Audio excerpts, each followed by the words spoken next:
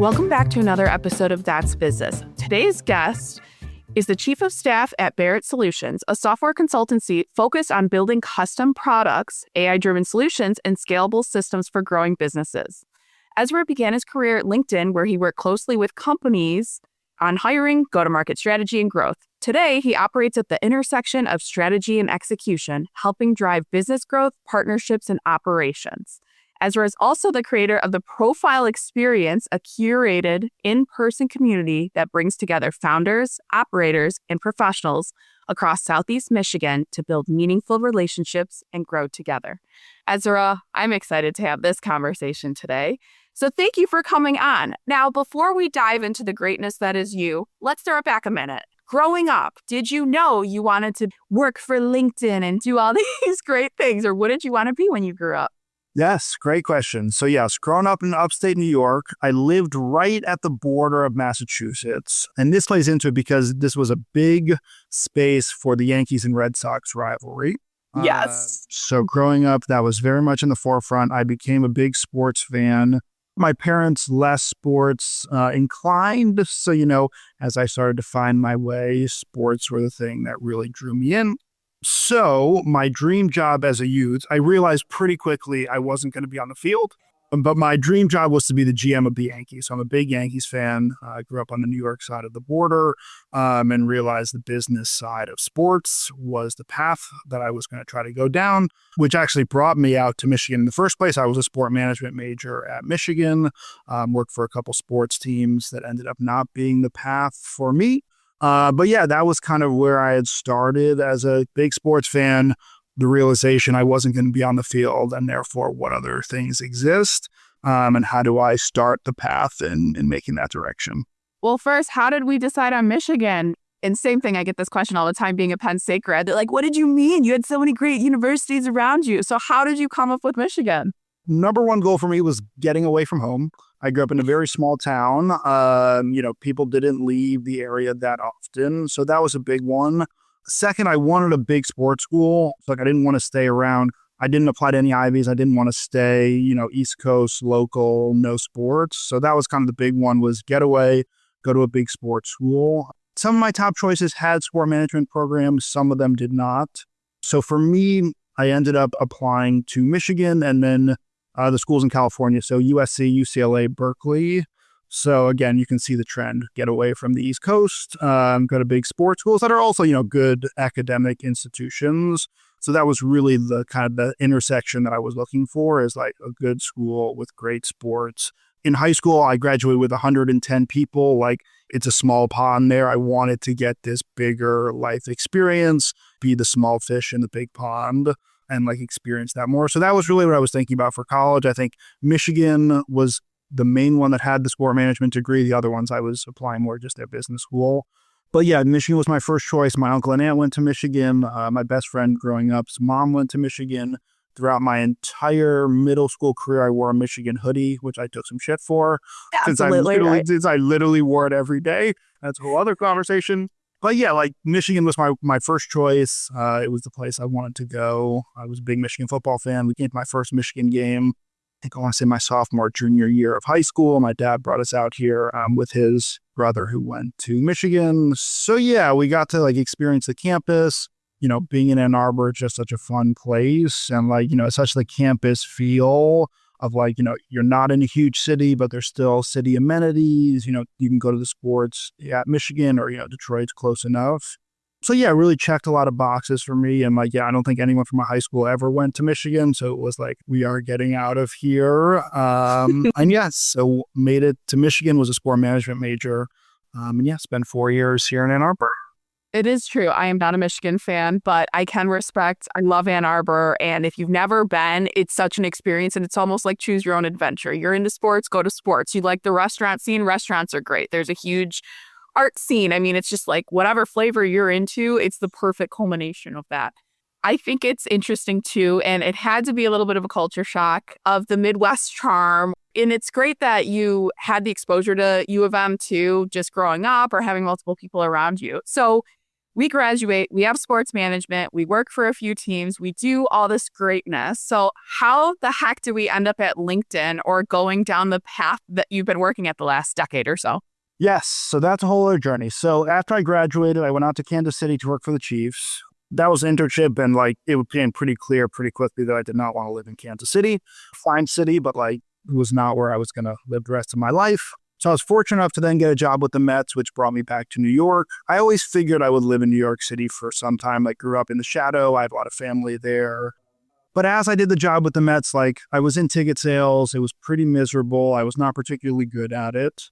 And so I kind of had this realization about a year or two in. Yes, you love sports, but does that mean you will get paid less and take a shittier job because of this passion that you have? Because because people want to work in sports, there's the pedigree, there's the fun side of it, but they know that the salaries are low, the hours are long, they know someone is willing to take your place at every moment. So that culture and I'm working for a baseball team, you have to be at basically every home game. So basically your summer does not exist, which I'm a big summer fan.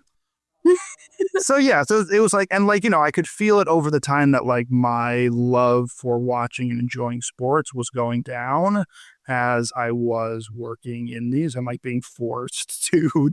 Yeah. So that was a real realization for me of you can combine your hobbies and your passions and your career, but that actually might not be the best route because it might not be the most lucrative. And actually the jobs themselves are pretty bad. Yep. So that was a big realization for me is I could keep going down this path, but actually to get where I want to be, this is not going to be it. So I struggled with that. I would say, my ending with the Mets was not clean. It was this is not going to work out. Then got a job, very random, kind of this in-between job working for this company that they're called deal toys, which is basically when investment banks close these massive deals, they give these gifts to their clients and then they keep a version as well that it's this little thing that they customize that has all the deal. It's basically thanks for doing business. Remember this great deal we did together. And next time let's work together again. Interesting. I didn't know that. But if you go into investment banking offices, they're all over the place.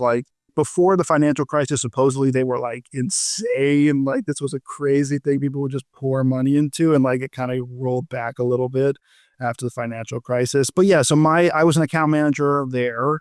And my role was to, we had a sales team who would bring in leads and I would help them design. We had an art department that would create the mock-ups and then I would create the margin and the pricing. And we had a factory in Canada that we would then get it produced and shipped out. So I did that for less than a year, but it was also clear, they also didn't pay particularly well and it wasn't that stimulating of a job. So it was this is a good holdover. I'm making a little bit more money than in sports, which is great. But it's still kind of this middle ground of interesting enough job and a little bit more pay. But again, living in New York, it's expensive. Yes. So it was starting to explore what was out there. I would say early in my career, I was never a great job hunter or interviewee. So I would say, I was kind of in this process, starting to look around, see what was out there. And I got this magical message from a LinkedIn recruiter saying, hey, we are building this new team and we like your profile. So that was kind of my transition into tech and LinkedIn. So end of 2014, I went through that interview cycle and joined this new team. They were calling them customer success representatives with the hypothesis that they hired 100 of us in the US and Canada with the hypothesis that if we give oversized support to our smallest business customers, we will see outside returns because these folks have never gotten this level of support. That was pretty quickly proven to be untrue.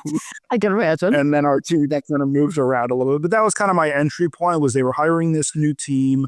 They wanted people for me, I think some of the reasons I got hired was I had account management experience. I had some outbound sales and scrappiness of at the Mets, I had to make 80 calls a day. That was one of our metrics. Yeah, it's a whole other conversation. But yeah, it's like, he's willing, like, I think that scrappiness, that like willingness to go after, and like, because like, we had books that were pretty big at the time, a couple hundred customers. So like the willingness to work that book, I think got me in the door. And yeah, that was 12 years ago. Back to the sports conversation of everyone thinks it's fun, it's great, but your hobbies can stay your hobbies and what you like can stay what you like. You don't have to make money off of them. So that's great. Now that transition into tech, how was it for you? I mean, you were the scrappy sales, but customer success going a little less salesy, less than the 80 calls a day. Cool. I worked one of those jobs too. I'm not afraid to call anyone now. Thankful for it. Cried a lot at the time, but it is interesting. So how was that career change for you? Was it kind of like a culture shock, or what kind of went through your head during that? Yeah, the first 6 months of working in tech is like, is this real? And I think it might be a little bit different now, but like 2014, like they were showering us with perks and benefits. And you get coming from the sports and this other world where like you were scraping the benefits, and it's that like that side of it was crazy. And then like the culture is a whole other thing as well. Like they had these insane offices. Again, I came in with 20 people together in New York. We went out to San Francisco on like week 2 and did like intense onboarding. And again, like I think the beauty of the tech companies is like it's intense work. Not everyone can do it well, but if you can do it, the upside and the perks are there. And like, but the intensity is there as well, which some enjoy, some don't. But yeah, it's like that first 6 months was insane. Like we got to San Francisco, we do this intense training, really bond as a team. And then in January, we have our first sales kickoff, which was just like such an eye-opening moment. So we're in LA. They rented out the Nokia Theater and like all of the bars and restaurants around it. Wow. We come in Tuesday night. They have this welcome party in this like huge kind of tent space. There's people on a half pipe. There's women from like, those big drapes like dancing around like them. trapeze. Yeah, sort of like that, like doing tricks and dancing from the ceiling. There's food and drink everywhere. There's like all these people like our age looking to meet people, and like, coming You're from in sport, a fever dream. or you can have a little snack from the snack machine maybe. It's now like, here's this massive party that you're invited to. And then, yeah, so the next day we're in the Nokia Theater, like CEOs dancing on stage, like this big party atmosphere. And then the big party Wednesday night where they rent out basically all the restaurants next to the Nokia Theater. And there's like a huge talent show, which is like people were crazy talented, like the singing and, music and dancing. And then like they had this massive party where it's like, I think there was a jazz club, a bowling alley, and a nightclub. And you can like go in between. Choose your vibe. Like, we're like, and again, they very much feel like people get fired at this every year. Like, that's what I was thinking. Yeah, my HR ass is like, who got fired from these? Yes, love it. Every year someone does. But yeah, so like those first couple months of like, thrown right in, going trips to the West Coast. Like, we had this incredible office in the Empire State Building where everything is free all the time. I'm playing FIFA a couple times a day with my friends. It's just like, it feels surreal in that first bit. But then like, you settle into it over time, I would say. Again, like there are no easy jobs at these companies. Like most of them are pretty intense.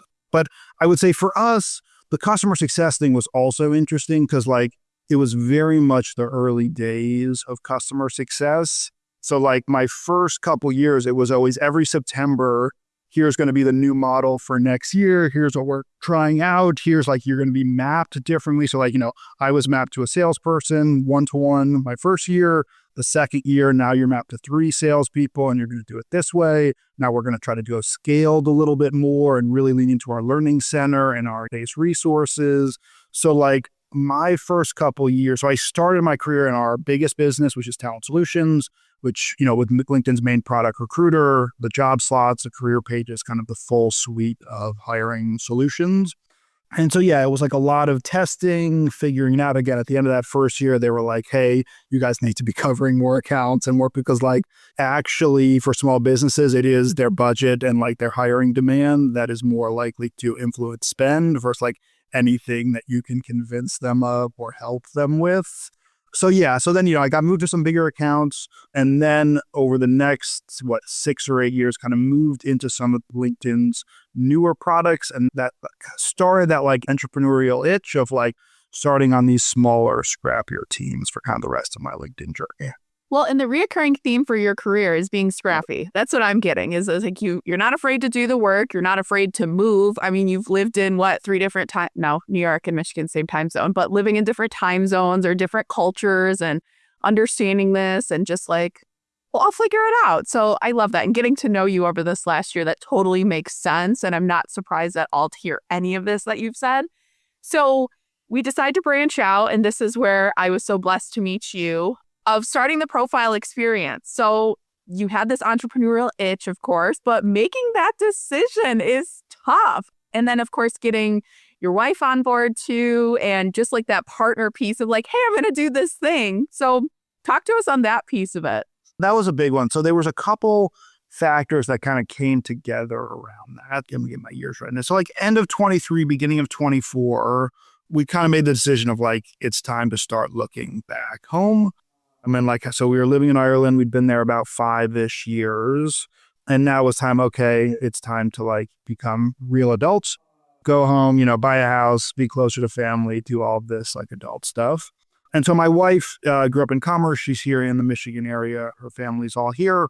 We had a lot of friends from Michigan who had stuck around. So like this was for us, like, being in this area was a big place to come back, to kind of have the homecoming. We moved to Dublin knowing one person, now moving back, having a full community and people built in. So that made it really compelling. I always forget about Ireland. I don't know why I keep forgetting this as part of your story. I'm like, I know the Mets, I know the Chiefs, I know LinkedIn, and I always forget you lived in another country across the world. So yeah, my time zone comment is even more relevant now. Yes. So it was kind of time to come back. So my wife works for Google, I worked for LinkedIn. Both of us were kind of like, okay, let's see if we can work some of these internal systems. I had started laying the ground. Like it had taken me a long time to get LinkedIn to send me over there in the first place. So I knew this was, it's not just the easy boom. LinkedIn does have a Detroit office. I've been in there a couple times. It's super nice. But, it's not a massive office. I think they have 3 customer success people. It's mostly a sales office, as most of the LinkedIn offices are outside of San Francisco.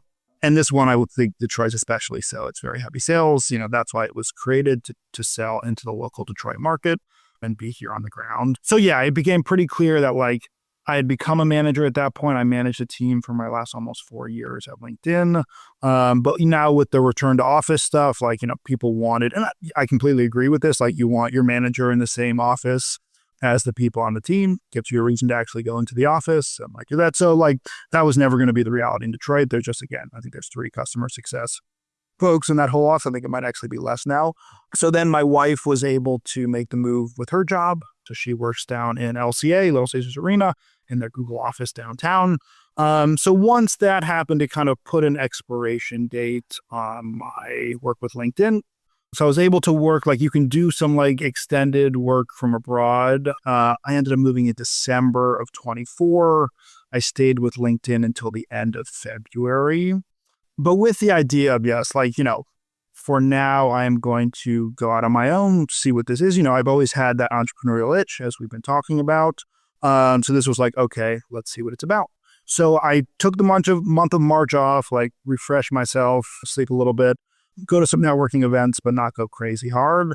And then in April of 25, I decided to make the jump and see what happened. And yeah, I would say, early on, I had some ideas of what it was going to be. I think this intersection of LinkedIn, customer success, and recruiting were always kind of the 3. I learned pretty quickly that on like the customer success consulting side, my experience doesn't exactly fit with where most people hire consultants, because I had massive company experience. Most consultants come in at like, oh, we want to create a customer success department, help us do that, and then like go on your way. But like I had never done, I had been working at massive scale at these massive companies. So that one went out the window pretty quickly. So then I started focusing more on the recruiting and the LinkedIn support. And that was kind of foundations for the rest of my 2025, looking for customers, doing some recruitment, helping, the goal was to do more company work with LinkedIn, which I did a little bit of, but I also, tried some on the individual side as well. And that is kind of where the profile experience ended up coming in. For myself, I've always done a lot of events. I founded a conference when I was at LinkedIn called Transform Her. I was part of a lot of like the internal LinkedIn event creation teams. So I've always been heavy on events. I went to a lot of them, when I moved. So I say 2025, I probably went to between 100 and 200 events in Southeast Michigan, like, Wow. trying to understand the ecosystem, where I might fit into it, what's going on here, which again, I was shocked at how much was going on here when I moved. Like I came in blind, and like, if you wanted to, you can go to events every day of the week. There is that level of bringing people together in the area. So I really leaned into that, trying to figure out where LinkedIn can be helpful, where my recruiting services can be helpful, where I can be helpful more broadly, and like, where we need to bring people together in different ways. So the profile experience started as an event series. I was going to host 6 LinkedIn themed events across kind of the LinkedIn business line. So LinkedIn has a number of business lines where they make all their money. The main one is their recruiting one. They also have a sales navigator, their sales products, campaign manager, and their marketing solutions. But then yes, the big talent one that also includes LinkedIn Learning, formerly lynda.com. So my idea was to do 6 events. 2 of them were going to be like profile focused, more for individuals, then 1 sales, 1 marketing, 1 recruitment, and 1 learning focused. I started planning them out. I was really focusing on the first one. So it happened in October, around Halloween time of 2025. But kind of what I quickly learned from this experience is like, this has turned me back into a ticket sales individual. That is basically 90% of the job. Is if you want new and different audiences to show up at all of your events, you now need to sell different tickets to different people for all of these different events. And like after the first one, the first one was a like branding and like LinkedIn profile. So like basically for anyone who wants to improve. And you their had a brand. lot of people there too. Like it was wildly successful. Let's make sure we say that too, because I was like, and you dressed up, and I had such FOMO I couldn't go. But yes, let me stop you right there and say how successful it was. This also then, I think allowed me to pivot because I realized I now have some credibility of having had a successful event. I now have a following of people who came to the event and now have seen it in life. So about a week after the event happened, I'm like, I cannot do events anymore. This needs to be pivoted into something more sustainable and something where like me selling tickets is not the main job description for me. So I pivoted pretty quickly into a membership community. We never did the other 5 events. Just erased very quickly. And then decided, okay, I've been going to events here for the last year. How do I want to shape this community to make it different from everything else that I've been to? And really, there were kind of 3 things that I pretty quickly jumped onto as like, what are the things I want this to be about? The first one is geography. I have found in Southeast Michigan, there are pockets, and those pockets don't necessarily connect to each other. And I think that is massively holding back the ecosystem. Is like, there should be so much more collaboration. So that's the first tenet is each. So I've now gotten to a place where we're kind of on this quarterly cadence of events.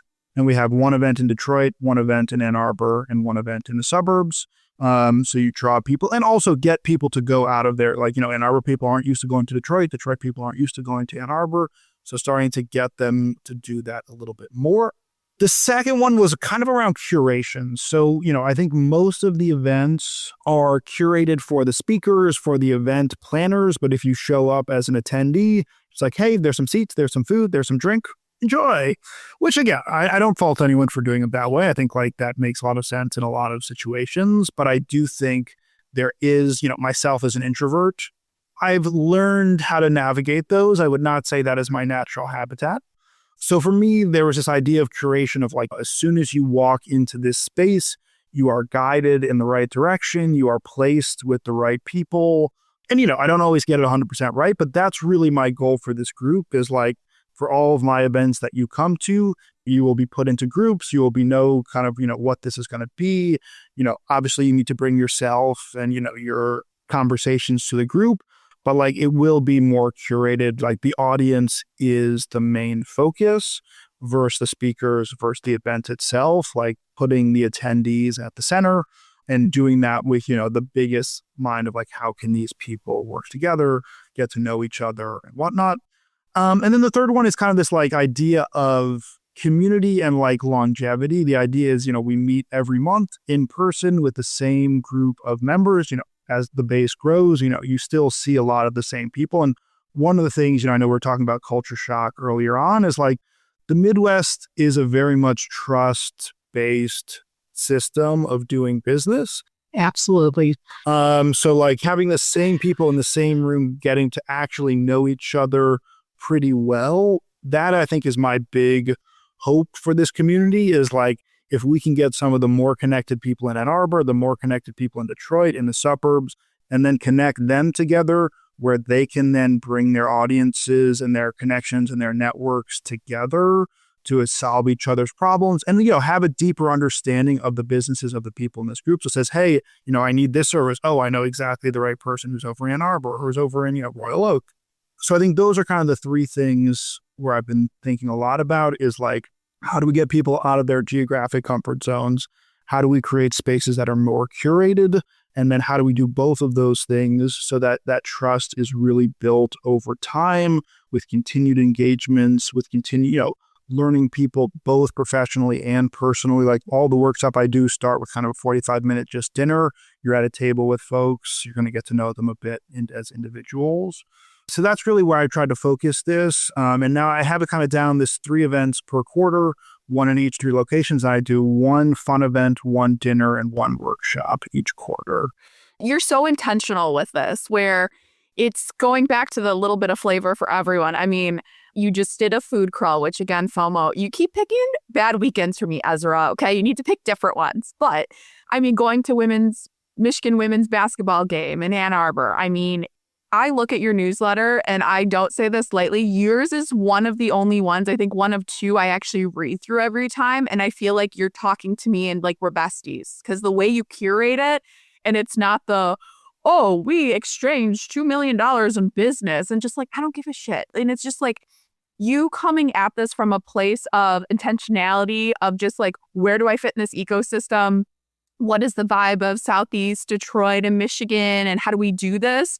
It has been such a fun journey watching you do this. And it's like, I feel like I'm reading your diary every time you send out this newsletter in the most loving way. Like, I'm like, you're like, oh, I had this conversation and this sparked this. And I'm like, yeah, go Ezra. This is great. So what you're doing is unlike anything I've seen. And it's not the, what do you do for a living and stand around a room and do that? Because I'm so sick of those. And you going to that many events in 2025, I'm not surprised, because it was like, Ezra. I'm like, oh, you're meeting some of the people I know and I'm friends with. But that's what makes you so unique on this journey, because it's fun. Like, there's not too many events where I'm like, oh, I wish I went. But the food crawl, and I agreed with everyone's votes too. They were right. So it was good. So you got some good foodies in the group too. But I love what you're doing, and I know it's still fresh, but even watching this grow, and I know it's just great, and membership's reasonably priced, and everything just makes sense, and there's no way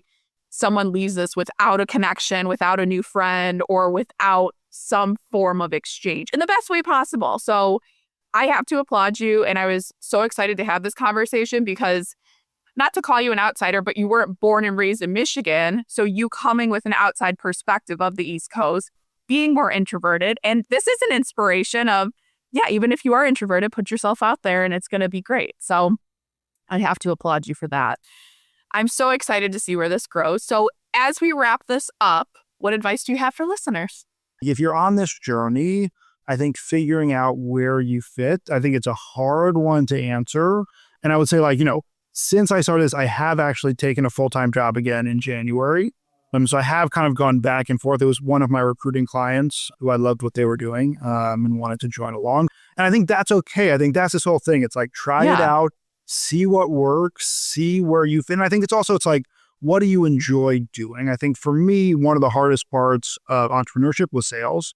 Like, I come from a sales background, but like those were my least favorite jobs. And like, as a new founder who is trying to sell to new people, it's a grind. Yes. And I think, like, I talked to a lot of people who were doing consulting business who like, yeah, like, my client came to me and were like, hey, will you do consulting for us? And like, that was how my business started. Very jealous of all those people. That was not how my journey went. Mine was more, okay, I gotta start selling to these folks and finding them. And, one of the reasons I went to all of those events is like to find those. But I think like it was a dual journey of like, I plan to be in this ecosystem for many, many years. So yes, I want this business to be successful, but I also want to be ingrained in the people here. So I think that dual approach worked well. Again, I think I wouldn't say I made a huge amount of money last year. So I think like if you can survive in that way, I made some, but like, it takes time. So I think that's like the advice.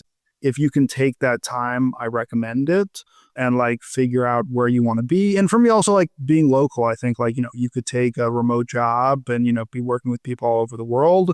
But I like the ability to kind of be here, making a local impact, both at the, professional level, networking level. I've been starting to dabble in politics a little bit. It's finding where you like to do, finding jobs that align with that. If it's entrepreneurship, great. If it's not, great too. But I think, yeah, like trying to figure out where you fit into some of this stuff and what skills and unique, abilities you have.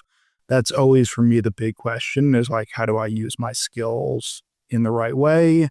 Hopefully money comes along with them as well. But it's like, taking that jump, seeing where it takes, because that's the big thing. It's like, if you don't take the jump, you're not starting. So like start, do something. And again, if you're in a full-time job that you are fine with, doing a little thing here, going to some of these events, starting like there's easy ways to start going down this path. So yeah, I think like just start. That's basically the advice I give most entrepreneurs I talk to is like, I'm thinking about this, like just do it, just try it, just see what happens. And like that's the thing with the profile experience. Like we just did it. We tried one event. We saw how it was going to go. I immediately pivoted it to something else and changed it. But if I hadn't had a successful first event, none of this would have happened.